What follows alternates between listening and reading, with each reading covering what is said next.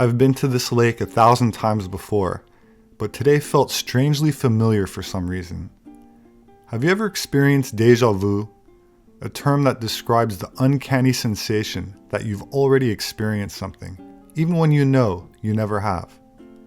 It's a French phrase that translates literally as already seen, and many people interpret it in a paranormal context, as a precognition or a sign, even though the concept is largely dismissed by mainstream science. Of course, the exception being in the world of quantum physics, where some scientists speculate that déjà vu may be a byproduct of there being multiple universes, or a multiverse, a word coined by physicist Steven Weinberg, who said, quote, "If you're inside your living room listening to the BBC radio, that radio is tuned to one frequency. But in your living room, there are all frequencies, Radio Cuba, Radio Moscow, the top 40 rock stations. All these radio frequencies are vibrating inside your living room, but your radio is only tuned to one frequency." So the same way that sometimes, for whatever reason, we hear two signals on our radio at once, maybe with déjà vu, we're experiencing the bleed through of another universe, or as others have speculated, another timeline. What did you just say? Nothing, just had a little déjà vu. Deja vu is usually a glitch in the Matrix.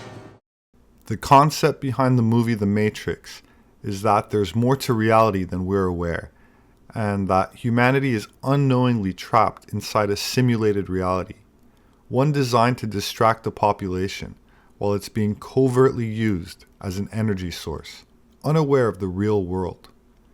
The idea that the world we live in is an illusion and that there's another existence, as real, if not more so, is prevalent in many cultures around the world.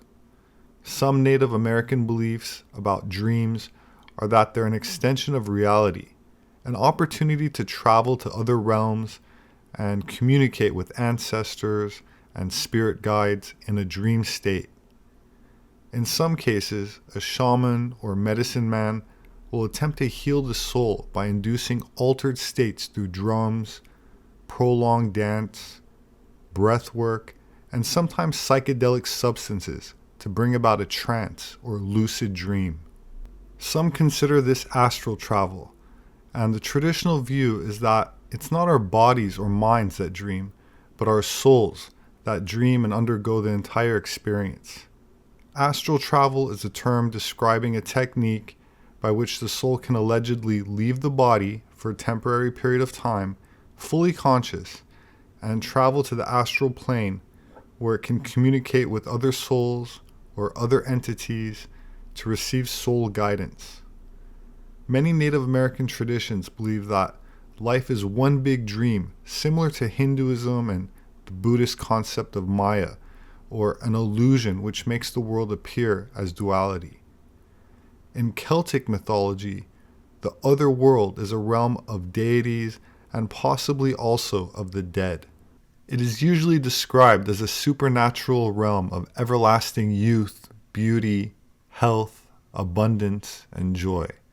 Sow-win is a pagan religious festival originating from an ancient Celtic spiritual tradition, usually celebrated from October 31st to November 1st, to welcome in the harvest, when barriers between the physical world and the spirit world break down, allowing more interaction between humans and inhabitants of the other world. And because the Celts believed that the barrier between the worlds was breachable during sow-win, they prepared offerings that were left outside villages and fields for fairies or ancestors that might cross over during this time as well. Celts would dress as animals and monsters so that fairies were not tempted to kidnap them. As Christianity gained a foothold in pagan communities, church leaders attempted to reframe sow-win as a Christian celebration. It didn't really work. October 31st became known as All Hallows Eve, or Halloween, and contained much of the traditional pagan practices before being adopted in 19th century America through Irish immigrants bringing their tradition across the ocean.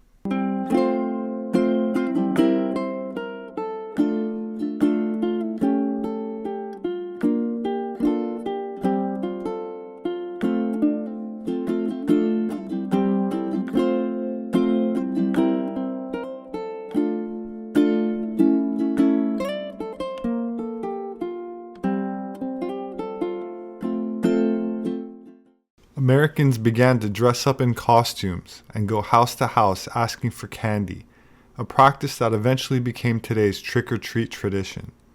In the late 1800s, there was a move in America to mold Halloween into a holiday more about community and neighborly get-togethers than about ghosts, pagan rituals, or what some label as witchcraft.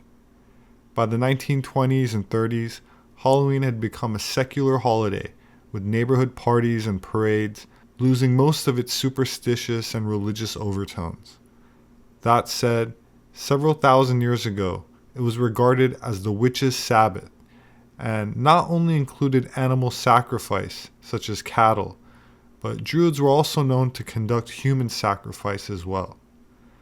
While some of the claims are disputed, such as those involving the cannibalism of children, or the drinking of sacrificed human blood, or even the hollowed out pumpkins being filled with human fat from previous sacrifices and lit, there are some traditions which are more substantiated, but no less horrific. Druids allegedly had many ways of sacrificing humans, one of which was packing them into a giant burning effigy of a man. Julius Caesar himself said that the Gauls built the effigies out of sticks and placed living men inside, then set them on fire to pay tribute to the gods, explaining that the Druids usually used those found guilty of crimes deserving death, as they pleased the gods more, but they sometimes also used slaves.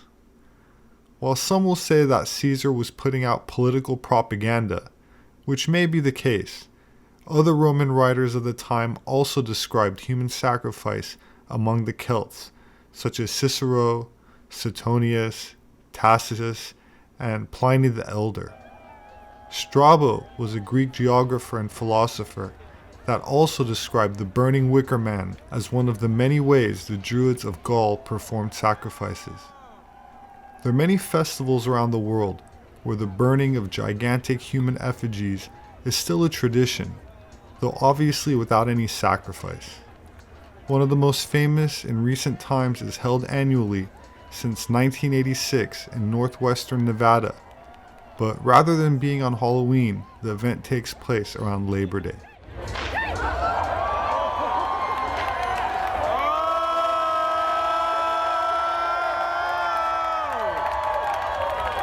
That's fucking awesome.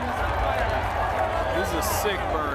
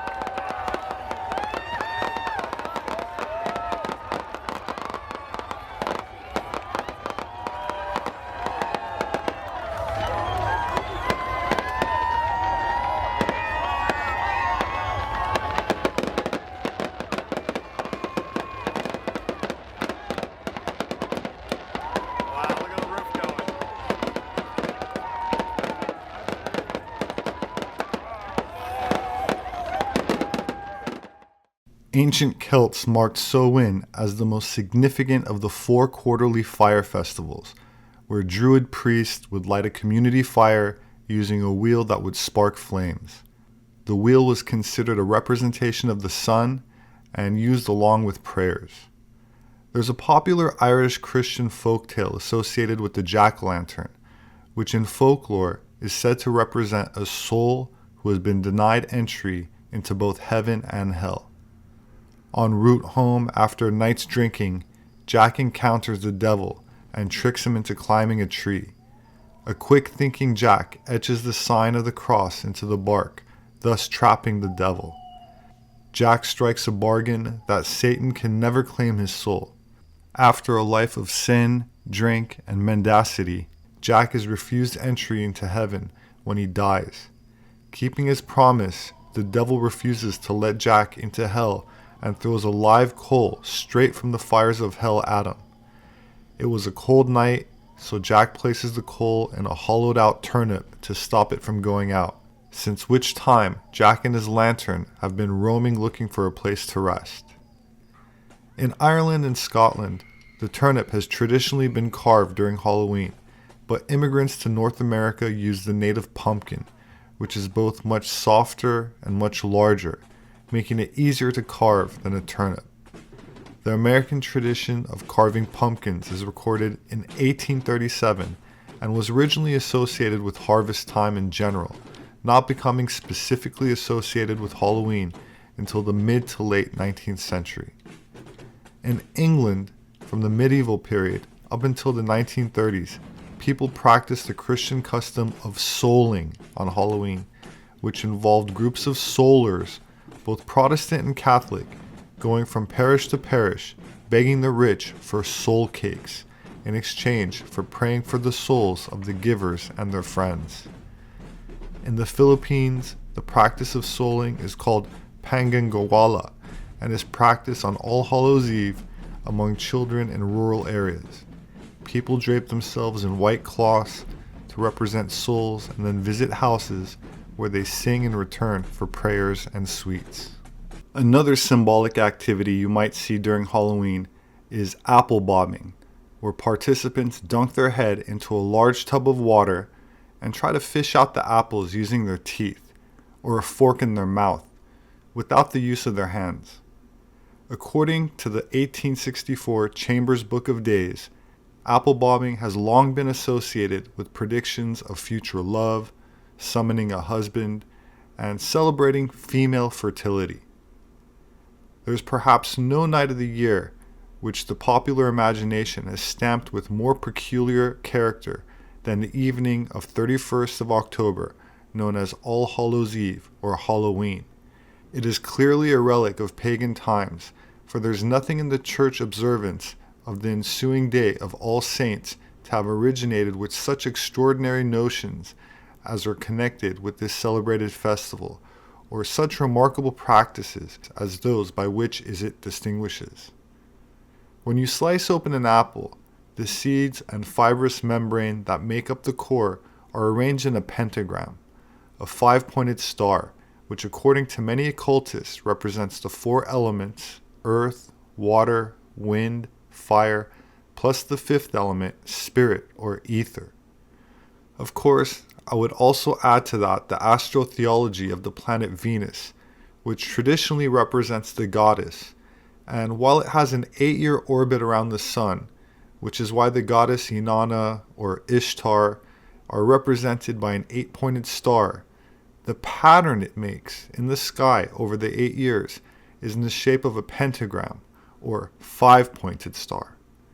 There's also a celebrated Halloween spell of eating an apple before a looking glass with the view of discovering the inquirer's future husband, who it is believed will be seen peeping over her shoulder. Of course, the relationship between women and apples can also be found in Abrahamic religions, which alludes to the Garden of Eden story, where the forbidden fruit is symbolic of carnal knowledge, and according to the mystery schools, is the doorway to divination, or the practice of seeking knowledge of the future. This ability was interpreted by some around them as sinister, witch-like, dangerous, and fearful, or maybe it was just suppressed by an elite that didn't want such sacred wisdom in the hands of the general public, so kept the sacred rites secret and instead promotes porn and other degeneracy. In any event, we now come to my favorite part of Halloween, which is, of course, pet costumes. Enjoy.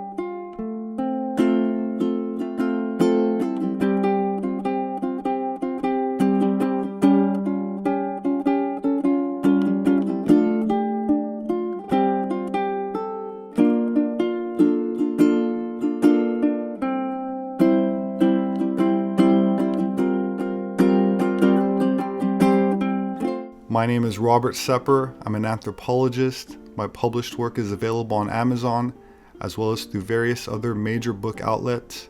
They make a great gift. If you'd like to support my work, you can do that through patreon.com. There should be a link in the description section for those that are interested. I very much appreciate it. Thank you so much. Please hit the like button, subscribe for future updates. As always, I look forward to reading your comments, so please leave me your thoughts below. Please have a wonderful weekend and Halloween, and I hope to see you again soon.